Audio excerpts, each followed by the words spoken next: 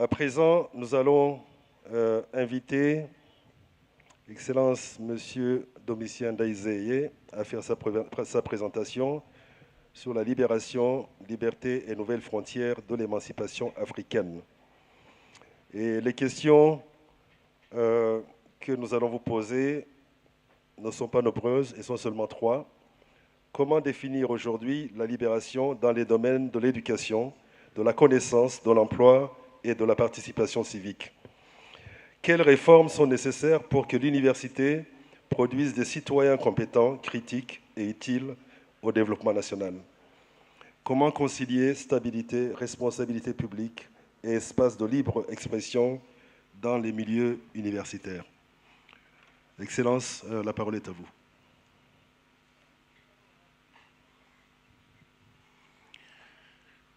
Merci, cher ami. Oui.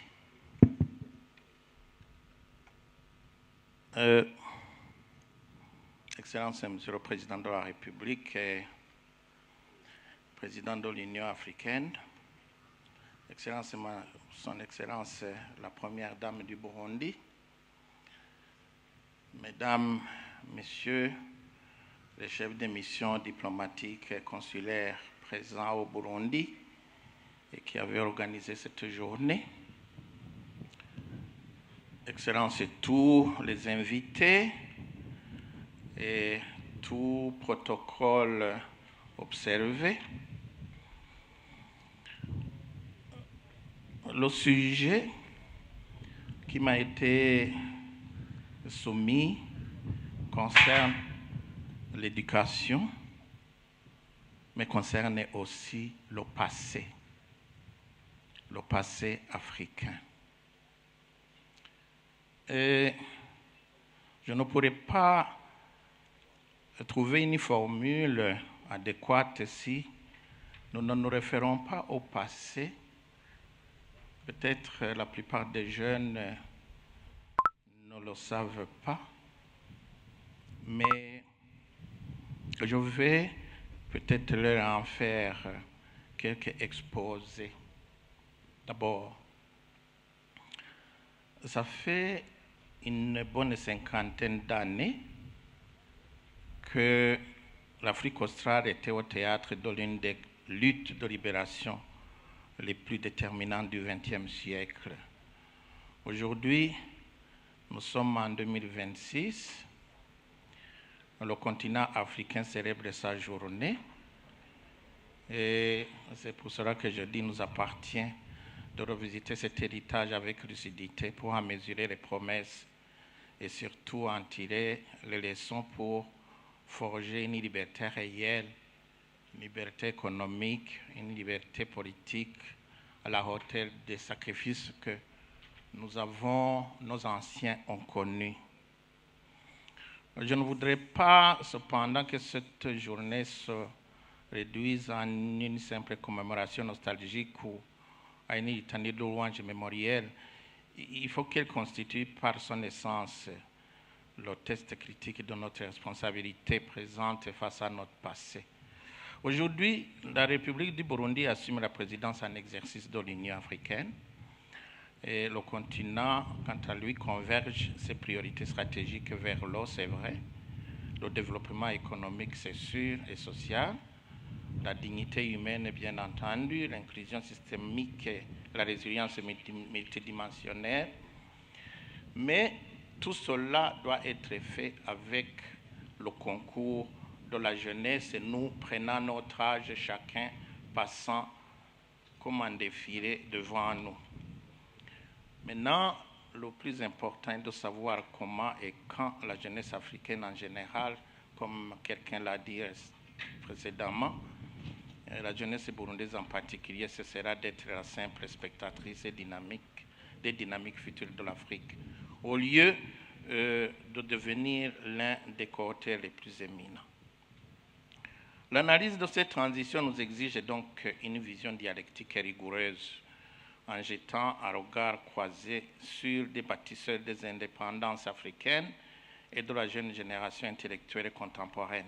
Si la première vague historique a brisé les chaînes politiques du colonialisme, la seconde, celle d'aujourd'hui, fait face aux frontières féroces de la dépendance intellectuelle, de la dépendance économique et structurelle.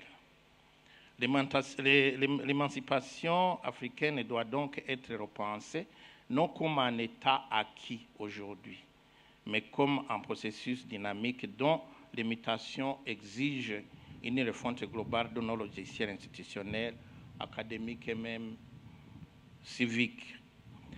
La lutte pour l'indépendance de l'Afrique australe et le mouvement de libération en Afrique des années 1960 et 1975 constituent le pivot de la décolonisation armée en Afrique australe et sur le continent. Et il suffit à ce niveau de se référer à 4 théâtres qui illustrent bien la diversité des formes et des coûts de cette libération. Il suffit de se rappeler de l'Angola, le MPLA, le FNLA, l'UNITA. Et face à plus de 5 siècles de colonisation portugaise, les 3 mouvements armés se disputaient en même temps l'occupant et l'hégémonie intérieure. Le MPLA d'Agostino Neto a gagné. Pour ceux qui ne le savent pas, ils peuvent le savoir aujourd'hui, parce qu'il était ancré sur les classes instruites et soutenues par Cuba et l'URSS. Ils ont pris le dessus lors de l'indépendance en 1975 au prix d'une longue guerre civile.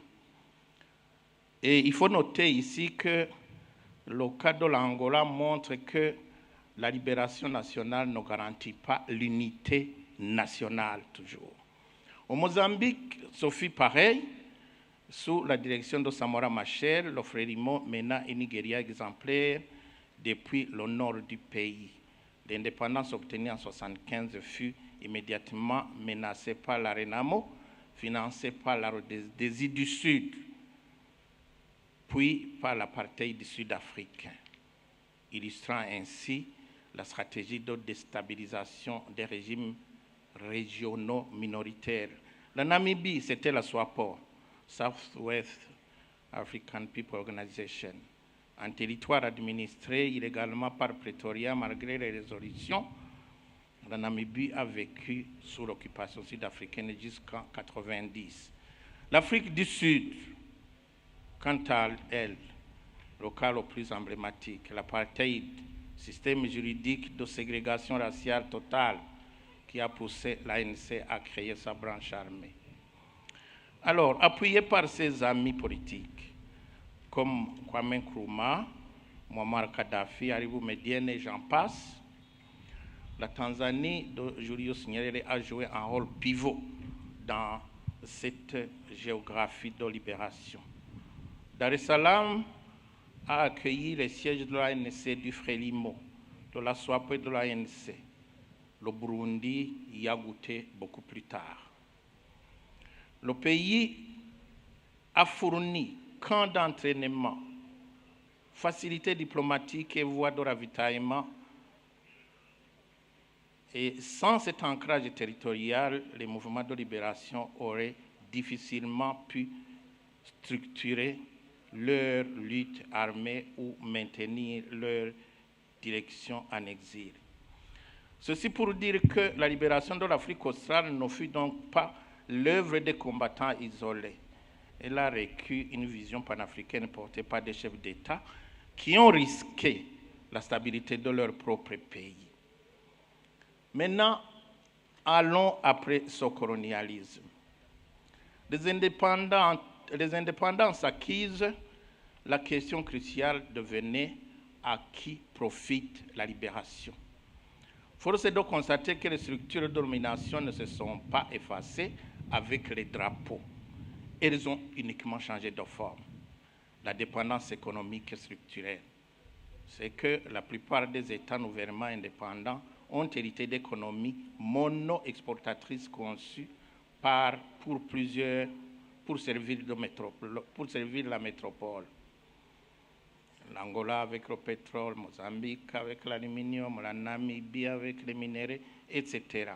Puis vers les accords de Bretton Woods, FMI, Banque mondiale, qui par des fois nous imposent des plans d'ajustement structurel qui, en fin de compte, si on n'y prend pas garde, démantèlent les services publics et gèrent les investissements sociaux. Ceci pour dire qu'à ce niveau là-bas, nous devons être vigilants. Regardez la zone de libre-échange et la France-Afrique, ou pour l'Afrique francophone, le maintien du franc CFA, dont les réserves étaient déposées au Trésor français jusqu'en 2020, ce qui symbolise la persistance du contrôle monétaire post-colonial, etc. La dette comme instrument de contrôle. La dette est devenue aujourd'hui un mécanisme de négociation politique forcé, contraignant les gouvernements à privatiser, libéraliser et aligner leur politique étrangère sur les intérêts des créanciers. Soyons vigilants. Les nouvelles puissances, même logique, l'irruption de la Chine, de la Russie, de la Turquie, des États du Golfe, etc. Ça a diversifié les partenariats, mais ça n'a pas changé fondamentalement la logique extractiviste. Les dettes pièges liées aux grandes infrastructures chinoises ou les concessionnaires miniers sans transfert technologique. Là aussi, chers jeunes, nous devons y faire attention et adopter des lois conséquemment. Alors, pour le jeune africain ou jeune burundais, en particulier en 2026, la définition du concept de liberté s'articule aujourd'hui autour de l'autonomie réelle des structures de pensée et de subsistance. Certes, la jeunesse contemporaine ne subit plus la domination coloniale directe, mais elle se heurte à ces défis systémiques qui aliènent sa capacité d'action. La fragilité des systèmes éducatifs africains, caractérisée par l'inadéquation chronique entre les compétences transmises et les structures mouvantes du marché de l'emploi, génère une précarité économique endémique. Trop souvent, et c'est le cas dans notre région des Grands Lacs, la jeunesse se retrouve prise au piège de l'instrumentalisation politique, reléguée au rôle de force de mobilisation partisane, plutôt qu'investie comme un grenier d'idées neuves et de réformes structurelles. Cette situation engendre un paradoxe dialectique. L'université conçue comme le temple de l'émancipation intellectuelle se transforme dans des cas pareils en un lieu de reproduction des conformismes et des dépendances matérielles. Maintenant, quelles sont les attentes peut-être qui nous tiennent à cœur? C'est que les populations africaines avaient placé effectivement l'indépendance des espérances immenses. Préconiser une justice sociale, une éducation universelle, santé pour tous, une participation politique. 50 ans après les grandes luttes de libération, certes, il y a eu des progrès, mais le bilan global est, à mon sens, contrasté. La confiscation du pouvoir politique. Dans de nombreux pays, et Dieu sait si j'en connais ces temps-ci, des anciens mouvements de libération se sont transformés en partis dominants qui refusent l'alternance. La démocratie multipartite, introduite sous pression extérieure dans les années 1990, est restée formelle à certains endroits. Des élections organisées sans véritable comptabilité du pouvoir, des institutions judiciaires dépendantes de l'exécutif, presse muselée, etc. La gouvernance économique, parfois défaillante, une corruption systémique, des flux financiers illicites. Il y a aussi le défi démographique et l'emploi des jeunes. auquel il faut faire attention. Avec une population qui doublera d'ici 2050, l'Afrique devra créer environ 20 millions d'emplois par an. Le système éducatif, encore largement hérité du modèle colonial, ne prépare pas suffisamment les jeunes aux réalités d'une économie numérique et verte. Les fractures sociales et l'insatisfaction des populations, d'où on voit à gauche à droite des coups d'État qui se multiplient depuis 2020 au Sahel, en Guinée, au Soudan et ailleurs. Cela reflète une exaspération profonde face à des élites politiques perçues comme corrompues et déconnectées. Ces mouvements, souvent populaires dans un premier temps, menacent néanmoins les acquis démocratiques chèrement obtenus. Trouvons des solutions, s'il vous plaît. Dans la plupart des pays africains, on constate aussi des dysfonctionnements du modèle éducatif, notamment le manque de ressources budgétaires, la surcharge des classes universitaires, le départ massif d'enseignants qualifiés vers d'autres cieux, la faiblesse des infrastructures de recherche et la baisse générale de la qualité de l'apprentissage, qui constituent tous des obstacles majeurs à l'émancipation individuelle et collective. À ces contraintes matérielles s'ajoutent parfois des pressions de nature politique et des logiques de favoritisme qui pervertissent le principe d'équité et de méritocratie. Alors, face à tout cela, que faire? Que faire? La génération qui porte aujourd'hui l'avenir de l'Afrique est la première à avoir grandi entièrement après les indépendances. Elle est plus connectée, plus informée, plus mobile et plus impatiente. Le combat pour la libération réelle lui appartient. Et à cet égard, il importe de réinventer le panafricanisme par la base. Le panafricanisme ne peut plus être l'apanage des seuls chefs d'État. Des seuls chefs d'État, je dis. Les mouvements citoyens, les réseaux de diaspora, les entrepreneurs sociaux et les artistes dessinent une identité africaine et transnationale que les institutions peinent à capter. Ce panafricanisme, par le bas, est la forme moderne de la solidarité que son Excellence, l'ancien président Nyerere, appelait de tous ses voeux. Voir la technologie comme un outil de libération, très important. La numérique offre à la jeunesse africaine des leviers inédits. Je crois qu'ils sont plus outillés que moi, ils le savent bien.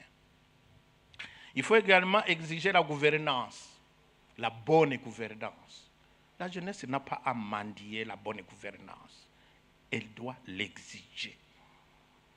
Elle doit la revendiquer. Ce sont des droits civiques qu'il doit revendiquer avec la même détermination que les combattants de la libération tenaient leurs fusils, ceux dont j'ai parlé au début. Cela signifie la participation aux processus électoraux, la mobilisation contre la corruption, l'engagement dans les institutions locales et nationales et le refus de la cooptation par des élites prédatrices. Ici, je voudrais informer d'ailleurs qu'au niveau de l'Union africaine, surtout au niveau du panel des sages, nous avons décidé, dans notre dernière réunion à Libreville, que les jeunes et les dames seront invités à chaque réunion que nous aurons, que nous tiendrons, pour qu'eux aussi puissent suivre le travail et les délibérations que nous faisons pour qu'ils prennent le relais au moment opportun. Il faut également donc promouvoir l'intégration économique continentale. Pensez à la zone de libre-échange continentale, ZLECAf, parce qu'il représente un marché potentiel, un marché énorme. Les jeunes entrepreneurs doivent être les premiers acteurs de cette intégration en commerçant entre pays africains, en créant des chaînes de valeur continentales plutôt que d'exporter des matières premières vers l'extérieur. Il faut réécrire les récits.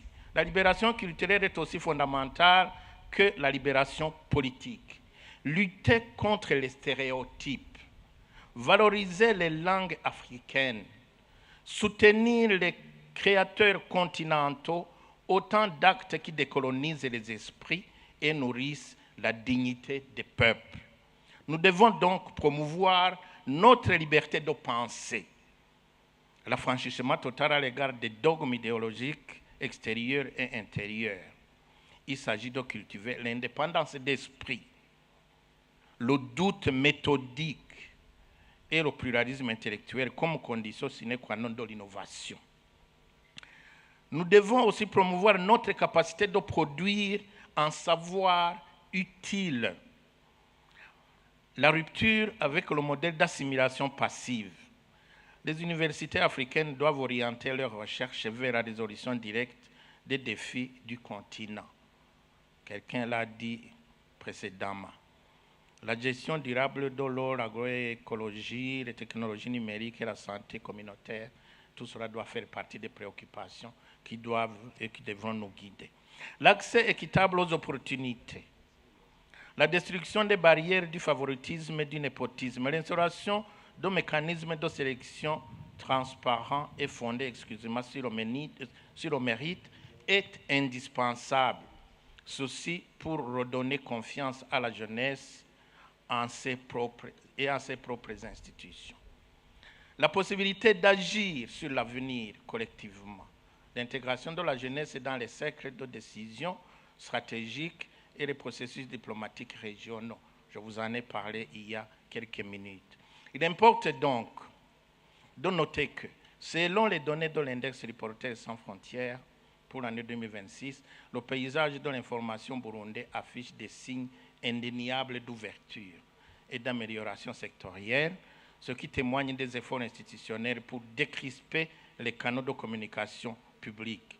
C'est une avancée significative pour laquelle on se réjouit malgré les défis persistants qui peuvent s'améliorer progressivement, tout en invitant les uns et les autres, et surtout les acteurs politiques, médiatiques et académiques, à l'autocensure au sein des espaces de débat collectif. Il importe également de faire en sorte que la liberté académique et la pensée critique en Afrique ne soient pas perçues par l'autorité publique comme des vecteurs d'instabilité, mais bien comme les fondements intangibles d'un État prospère et résilient. Inversement, la jeunesse intellectuelle doit appréhender la liberté d'expression non pas comme un droit absolu à la contestation stérile, mais comme une responsabilité citoyenne majeure ordonnée à la construction et à la proposition des solutions innovantes pour le bien commun. Alors, en conclusion,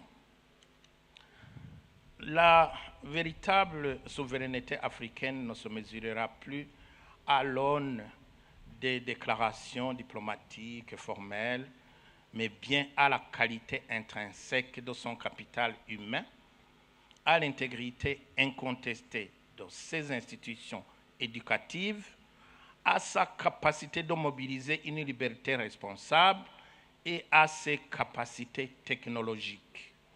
L'aspiration 1 de l'agenda 2063 pour une Afrique prospère et l'aspiration 6 pour un développement centré sur le potentiel des peuples, singulièrement des jeunes, cessent d'être de lointains horizons pour devenir des impératifs immédiats de politique publique. En interconnectant les exigences de l'éducation de qualité, du travail décent, des inégalités réduites et de paix, justice et institutions efficaces, le Burundi a l'opportunité historique, en cette année de son leadership continental 2026, de démontrer que sa jeunesse n'est plus une force en attente, mais le moteur central, lucide et audacieux de la Renaissance africaine. La libération de l'Afrique australe dans les années 60-75 nous a enseigné que les peuples décidés peuvent renverser les systèmes d'oppression en apparence immuables. Ce que Nyerere, Kwame Nkrumah, Neto, Machel et les autres ont fait, ont accompli avec des ressources limitées, mais à un coût humain tragique. La génération actuelle peut le dépasser, armée du numérique, armée d'une conscience mondialisée et d'une démographie qui sera bientôt la force vive du monde. Moderniser la lutte ne signifie pas renier ses racines, c'est honorer la mémoire des combattants de la première heure en refusant que leur sacrifice ait été vain. La liberté véritable économique, politique et culturelle reste donc à conquérir. Le flambeau est passé et c'est à la jeunesse africaine de décider si elle le veut, et le saisit. Enfin, la commémoration Excellence honore nos racines, mais seule l'action nourrit nos branches. Pour que l'Afrique que nous voulons devienne une réalité tangible d'ici 2063, l'intégrité académique, la liberté responsable et le mérite doivent remplacer définitivement les dépendances d'hier. Je considère que la jeunesse burundaise est prête à écrire cette nouvelle page de l'histoire continentale. Je vous remercie pour votre aimable attention.